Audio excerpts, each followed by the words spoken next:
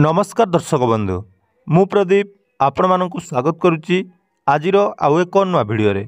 तो राज्य सरकार तरफ राशन कार्ड को नहीं गोटे बहुत बड़ इम्पोर्टाट अपडेट आसी।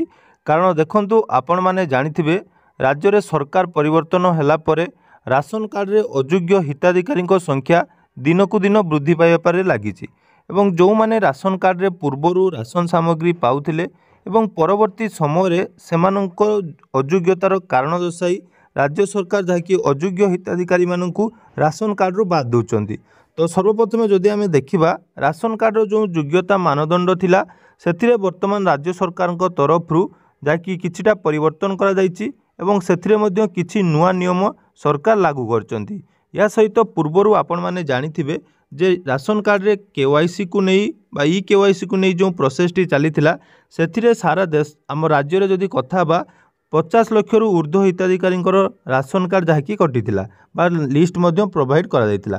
तापर आपण माने जानिथिबे रिसेंटली एई गुटिए मास होला राशन कार्ड रे बहुत जनकर द्वितीय फेज रे जहाँकि कटिबा पई लिस्ट आसी जो मुख्य कारण पीएम किसान योजनार जोड़ा कि 2.5 एकड़ जो मानकर अधिक जमी अच्छी से राशन कार्ड काटुची।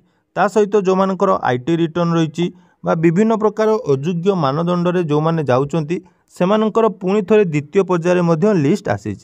तेणु राशन कार्ड जो नुआ नियम आसी जो थे आपण माने जदि राशन कार्ड तैयारी करिया पई चाहुचंती बा राशन कार्ड जदि आपण मानक पाखरे अछि ताले राज्य सरकार 9टी नुआ नियम अनुसार जो माने एलिजिबल नुहंती बा जो माने अयोग्य बोली घोषणा हेबे सेमानकर वर्तमान जहाँकि राशन कार्ड कटिबो।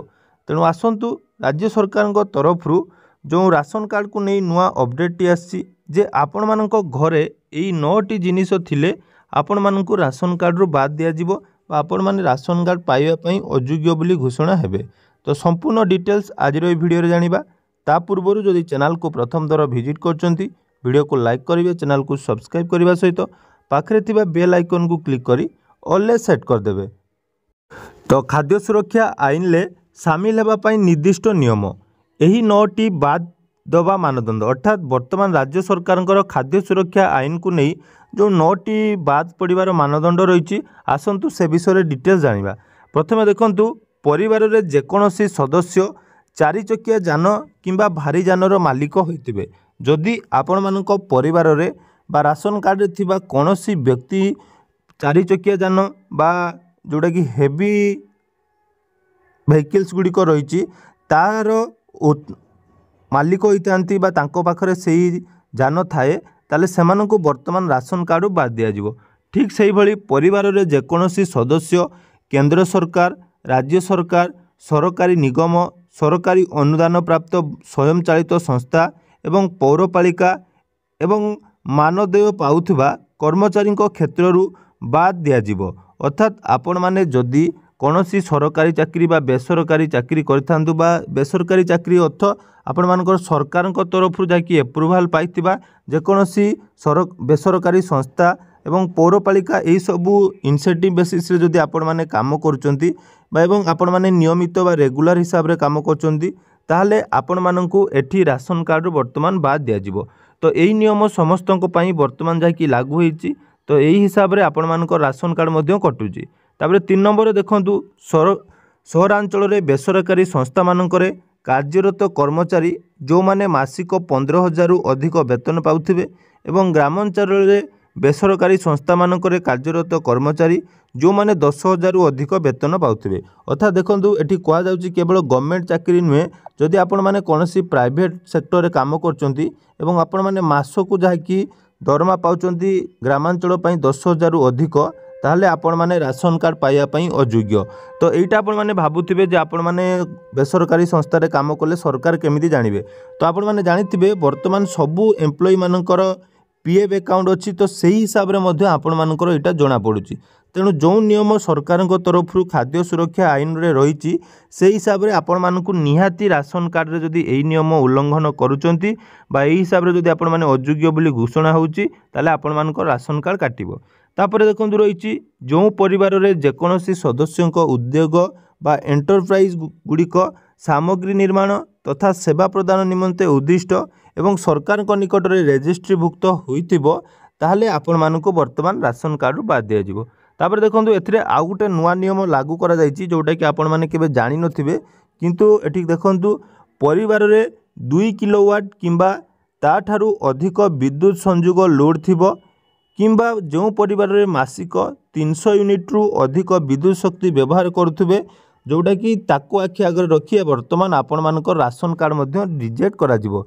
मन रखंतु जदि आपण मानकर 2 किलोवाट रु अधिक लोड रो विद्युत संयोग होईची एवं मासकु हाराहारी आपण माने गोटे वर्ष रे 300 यूनिट मन रखंतु एटा 300 यूनिट प्रत्येक मास गोटे वर्ष हिसाब रे जदि आमे देखिबा ताले मासकु जदि 300 हाराहारी आपण मानकर पडुची ताले मध्य एठी आपण मानकर राशन कार्ड कटि जिवो।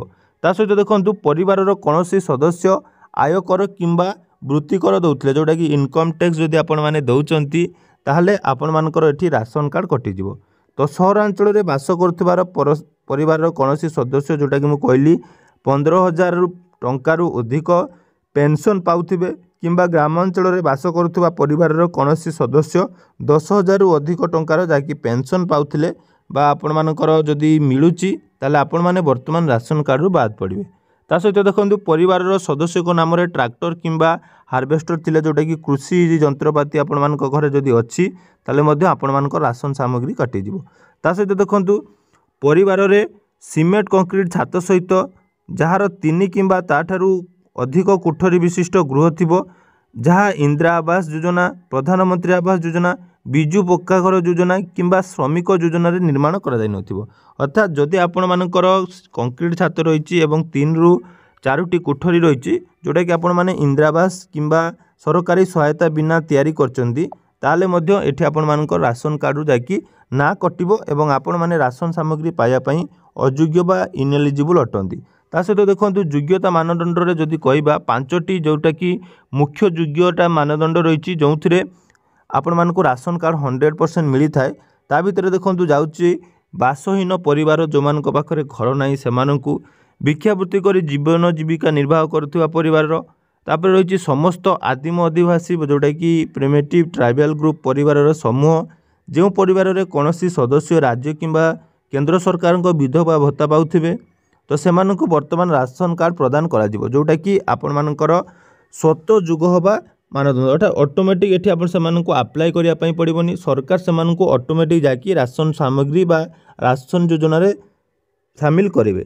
जो परिवार रे कोनोसी सदस्य 40 भागरु अधिक शारीरिक विकलांग होइतिबे तांकु मध्य राशन सामग्री जाकी सहजरे बा राशन कार्ड सहजरे प्रदान करा जिवो। तेणु यह थिला राशन सामग्री को नहीं वर्तमान राज्य रे होउतबा इनएलिजिबल लिस्ट बा अयोग्यतार जो लिस्ट गुड़ी को आछि एही सबु कारण को आखि आगे रखी सरकार वर्तमान राशन कार्ड रु अयोग्य हिताधिकारी को बाद करा जाउची। तेणु जदि आपण मानकर राशन कार्ड अच्छी ताले एही नियम अनुसार आपण मान राशन पाइबा पई योग्य कि अयोग्य आपण माने जानि पारिबे। तेणु यह थिला आजिर इंपोर्टेंट अपडेट। आशा करूची भिडियोटी आपण मानकु निहाती भल लागिथिबो। तो जदि भिडियोटी भल लागिछि चैनल को सब्सक्राइब करिवे एवं आगो कोई भली नुआ नुआ अपडेट पाइबा पई हमर चैनल सहित जोड़ी रहिबे। धन्यवाद।